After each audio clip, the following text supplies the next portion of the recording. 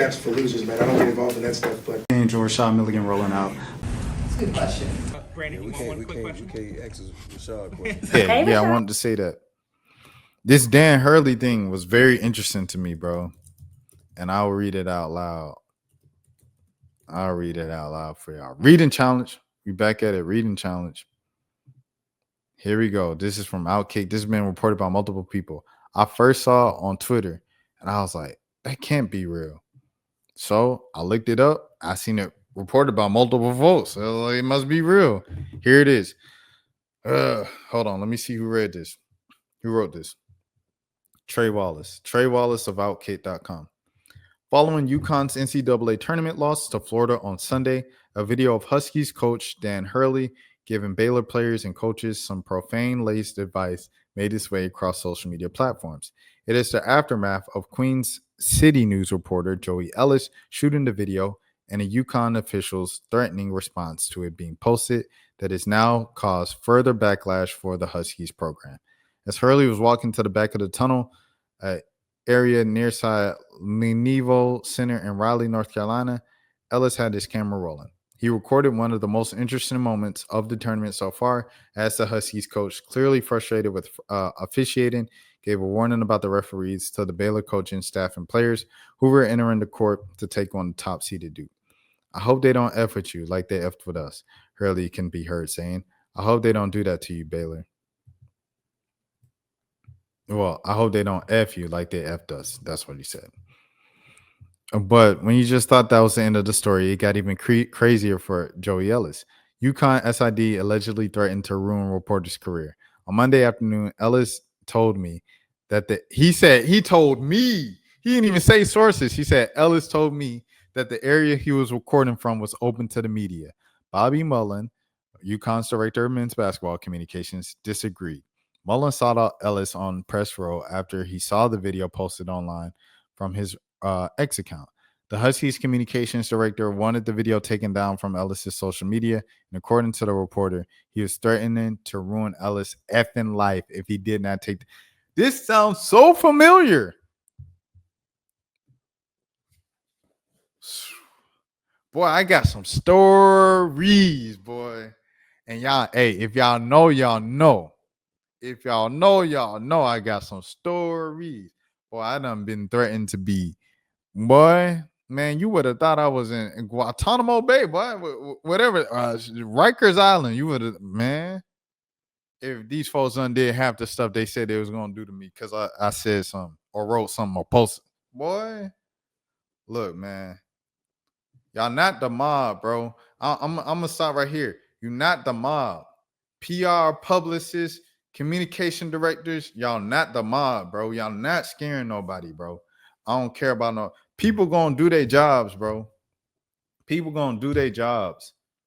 Regardless, dude. They gonna do their jobs, bro. Whether you like it or not, they gonna do their jobs. It just is what it is. And the threat and the takeaway, that's the reason why, like, it's crazy because y'all be the same ones, right? A lot of the people in the industry complain about the current state of journalism and how it's gotten soft and how it's so biased and how people swing this way to protect relationships and this and that. And then y'all do some stuff like this when something real comes out. It is what it is, man. Maybe tell your coach to control his emotions a little. Dan Hurley is how old? How old is Dan Hurley, bro? He's 52. Dan Hurley is 52 years old, bro. So far this year, he done chirped back at a fan, said, check the effing rings. He done complained about the coaches, officiators. He done complained about the referees in about 3-4 games this season. I'm saying all this to say Dan Hurley, he one time he said, I'm the greatest effing coach of all time. I'm saying, man, at this big age of 52 years old, acts like he's 25. That's being polite. Maybe check him instead of checking the reporter for just pointing out what he said. On the reporter side, I definitely get it. I've been there where I got some juicy stuff or I heard some juicy stuff. I'm like, dang, there's some good stuff. I can use it. They'll go viral. But I'm like, it ain't even worth the trouble of all the lip and everything that I got to hear after the fact. And then what does it accomplish in the long run? It doesn't really add to any story. It's just something crazy that I heard or saw. So I'm like, okay, blah, blah, blah, blah. And I also like, it's crazy being a reporter and stuff like that with like being raised in like anti-snitch culture. You know what I'm saying? Because it was just you just train not to snitch, you train not to tell and things like that. Like growing up, like I ain't gonna lie, 7 years old, I was telling on my 13-year-old because she was cussing when y'all. She said, "Y'all better clean this dang kid." And then they like, "Dang, Rashad, you snitching? You da-da-da-da-da." I'm like, "Oh, I'm sorry, my bad. I ain't know I wasn't supposed to snitch." So I ain't gonna lie, I was snitching as a little kid. I didn't know, but they was like training me to not snitch. So it's like part of me still to this day, when I see certain stuff, I'm like, it's not even worth the trouble.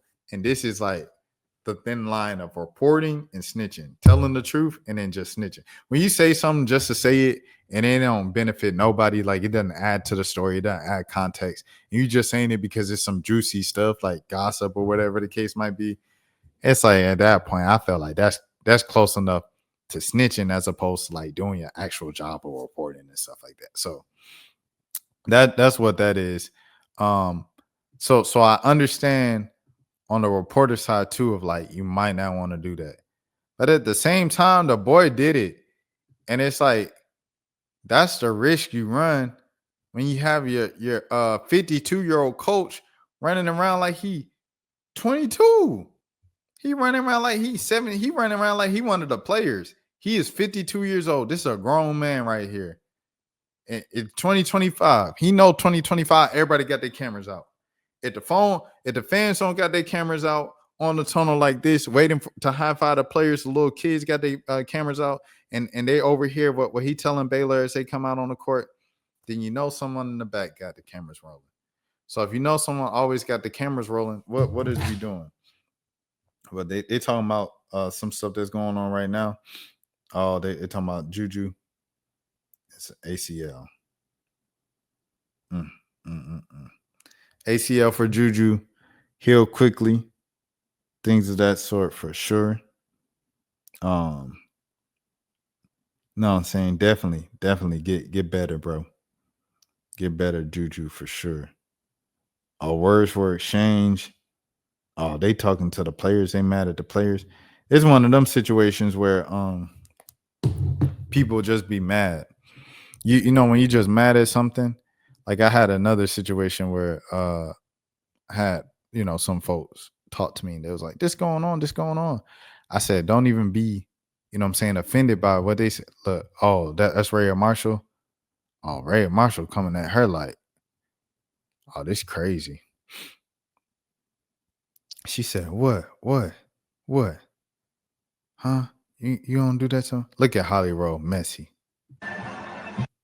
Rest in peace, Takeoff. Don't let that bro, because she too messy.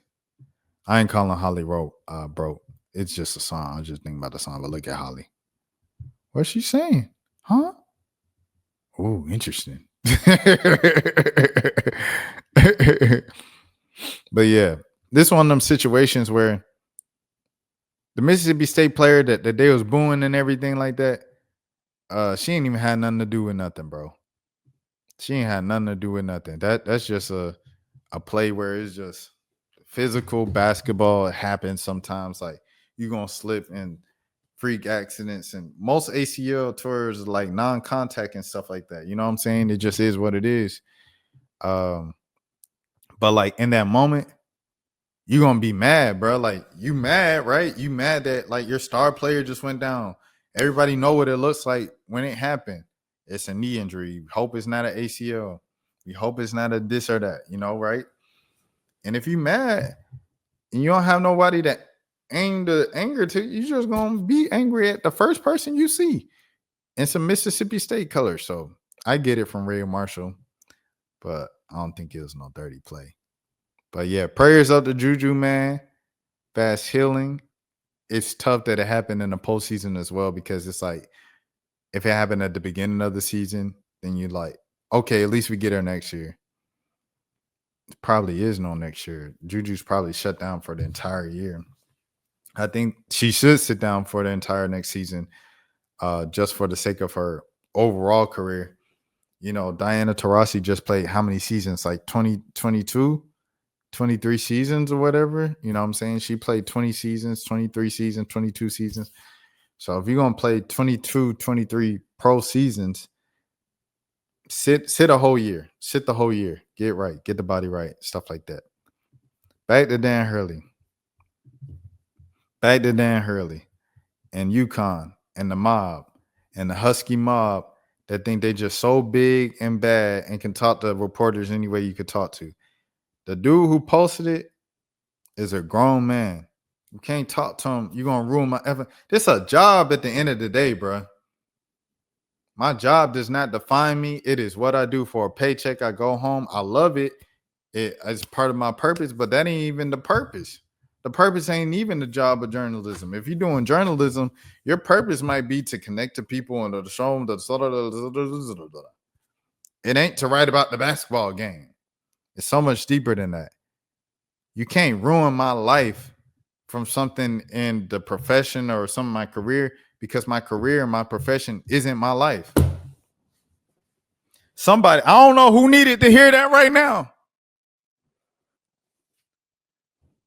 But no one in my career field, no one in my industry can come up to me and say, I'm going to ruin your life because your career is not your life.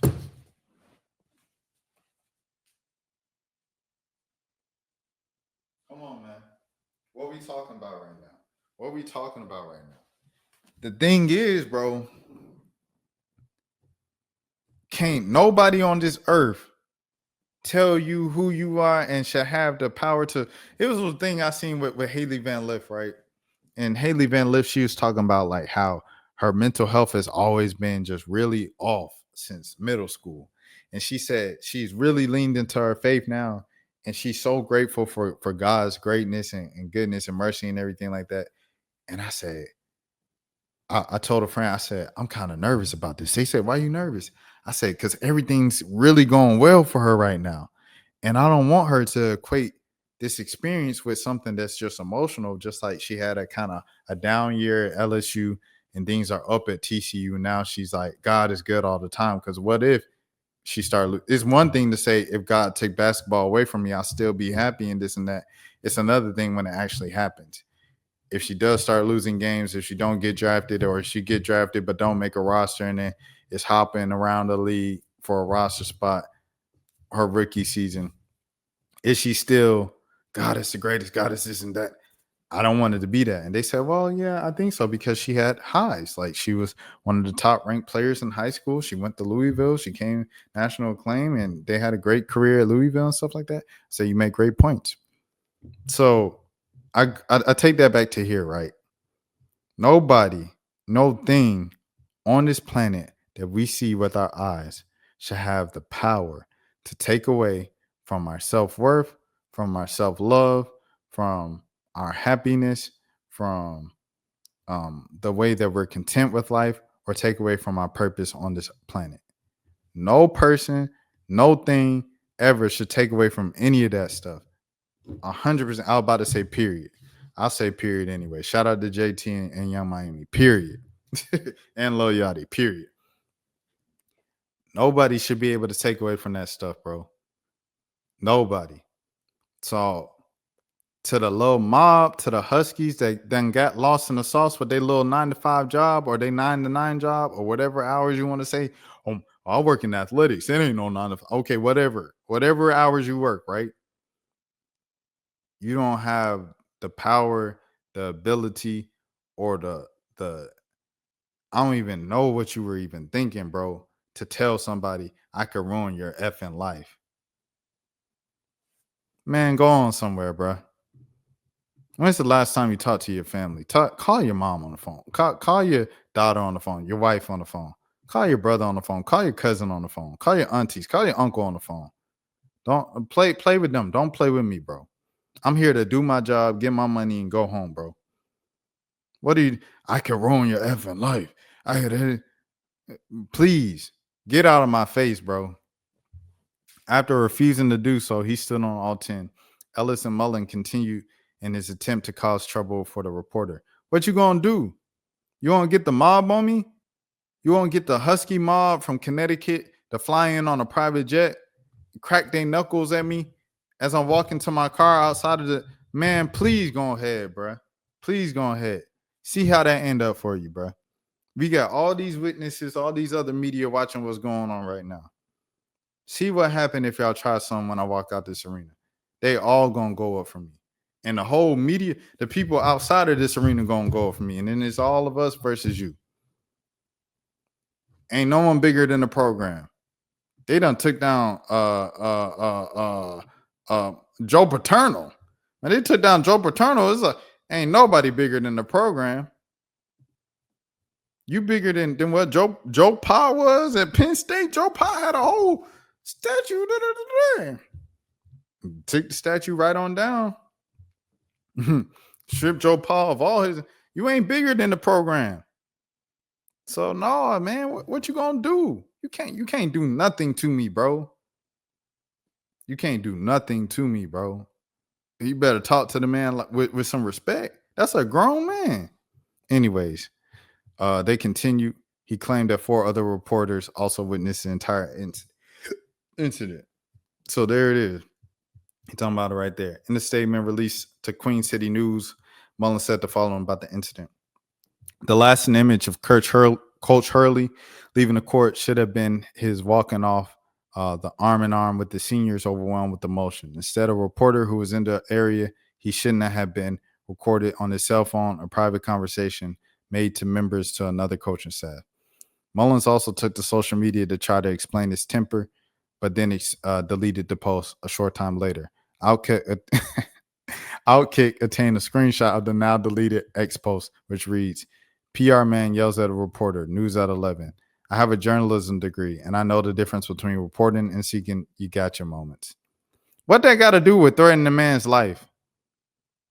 What they got to do? You threaten the man's life, bro. You said, I'm going to ruin your effing career. You ain't going to do nothing, bro, except for tweet and delete. Because that's what you can't even stand on business for 2 seconds with what you said. What is we talking about right now, bro? See, please get out my face with this. It's the ironic part. The ironic part in all of this, Buddy threatened to ruin Buddy's career and his life, right? With this PR, bad PR on UConn's program, specifically UConn's athletics department, athletics communications department, you about to lose your job. Your life about to be ruined. Ain't that funny? One thing about them tables, they always. What are we talking about right now, man? Come on, bro. Come on, bro. He really about to see. Ain't nobody bigger than the program. What are we talking about? Ain't nobody bigger than the program, bro. I have a journalism degree and I know the difference between reporting and seeking gotcha moments. My temper flared in a bit of a moment of weakness after a loss, but I think the journalists I work with regularly will vouch for me. Ain't nobody going to vouch for someone who just threatened somebody. Like, man, get on, bro. How you going to threaten somebody's life and say, oh, my bad, bro. I got a little worked up there, buddy. I'm sorry. A little worked up is like, delete that jump, bro. Like, delete it, bro. Man, come on, bro. Please, bro. Delete it, bro. I'm asking. That's getting heated. I'm going to ruin your effing life is not getting a little heated. What are we talking about, bro? Mullen's explanation doesn't fly. Thank you. The tunnel area inside the Lenovo Center was surrounded by NCAA staff members, and if the media weren't allowed to be there, reporters certainly would have been removed. This area has always been open to the media. It's the same setup for all the NCAA tournament venues, including Rupp Arena in Lexington, where I covered the first 2 rounds. So the private conversation excuse goes out the window. As so does the entire statement from UConn's communication department. Thank you. We reached out to Mullen for comment. We will update if UConn responds. Great story, Trey Wallace. Great story, Outkick. Shout out to the young man, everything like that. Like I said, I understood where Buddy's frustration come from for him writing that and doing that and everything like that. But at the end of the day, bro, we not threatening no reporter's life over anything they reported. unless they said something like some on some serious allegations, and y'all know the allegations I'm talking about. If they just made up some of them allegations that could ruin a player's life and the player's not even life, reputation, ruin a player's public reputation, his endorsements, millions and this, and it wasn't even true. That's the one time where you like, okay, that calls for what he gonna say. All bets off the table because he playing with this man money, he playing with this man career. Something like this, bro. Like something like this is something people going remember today, forget tomorrow, bro. We got the Sweet 16. These jokers been eliminated, bro. By this Final Four, people not even gonna be talking about Dan Hurley and his attitude and him acting like a 12-year-old at the big age of 52. Ain't nobody gonna care, bro. So it is what it is. I'm gonna read this Philly news and then we're gonna get out of here, bro. I'm gonna read this Philly news and we're gonna get out of here. Let's see where we at. Steps for losers, man. I don't get involved in that stuff, but And Rashad Milligan rolling out. That's a good question. We can't ask Rashad a question. Hey, Rashad.